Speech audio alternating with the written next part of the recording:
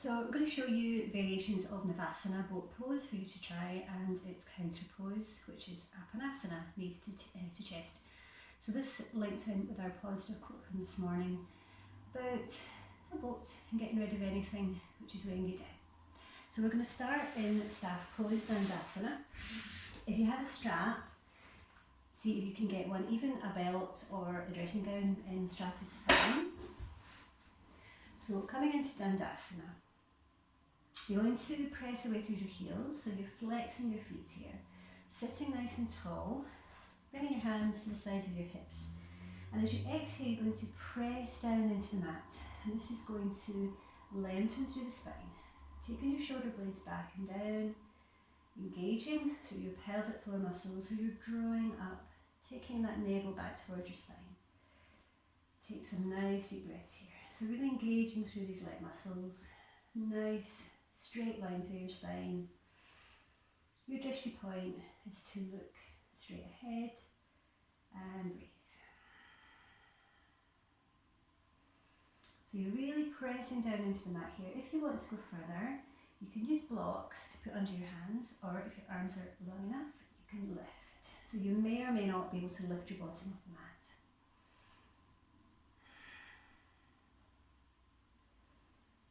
So long as you're engaging your core muscles, this is the purpose of this posture.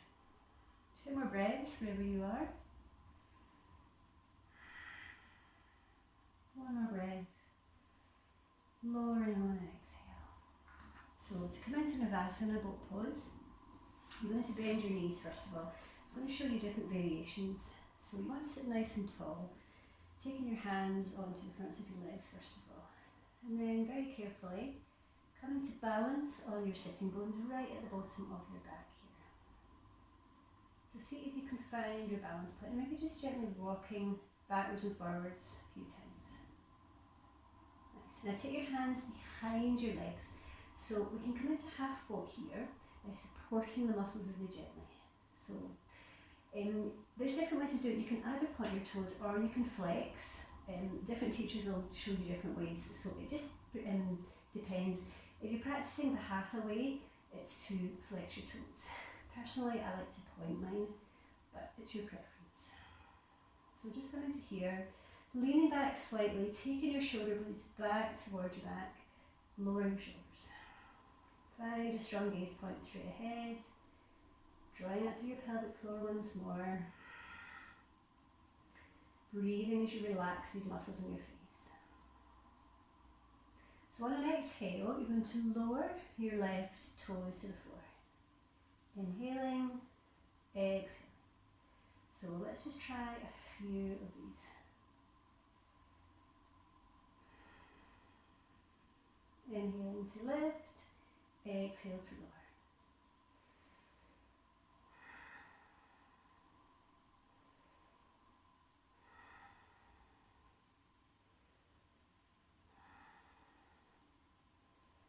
And lowering down. Okay, so just take a second, take a couple of breaths here.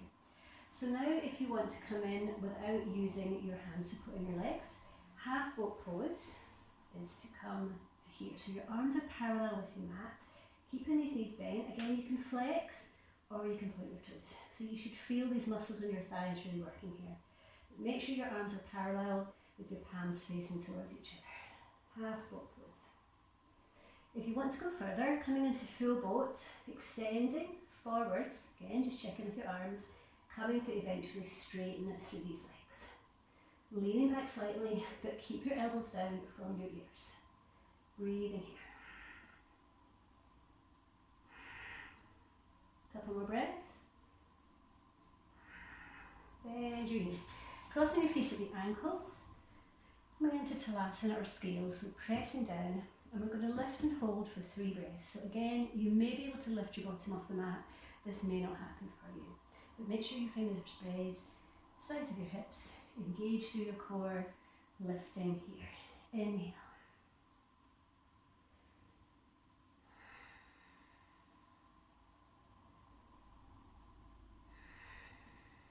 One more breath. So modification with boat pose with your strap. take a strap around the balls of your feet. And again, you have the option of coming into half bow here. Just make sure that you're lengthening through your spine, that you're not hunching. You want to have a natural curve through your lower back, holding onto the strap. Find a focus point. And if you want to go further, using the strap, pressing your feet into it for that resistance, keeping that openness through the front of your body, shoulders back and down, looking up if you can.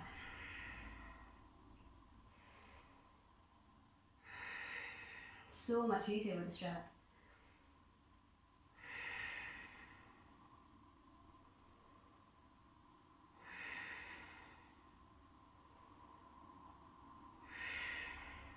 Exhaling to lower. So that was lovely Navasana boat pose. Personally, I think it's one of the most challenging postures in the whole of the sequence of the postures that I know. Coming into our counter pose, just to release through our back, gently folding down, bringing your knees up to your chest into Apanasana. Just feel your back releasing here. And taking as many breaths as you feel you would like to here. You have the option of rocking side to side. It's quite nice just to circle your feet. And if you do this, make sure you do it in both directions.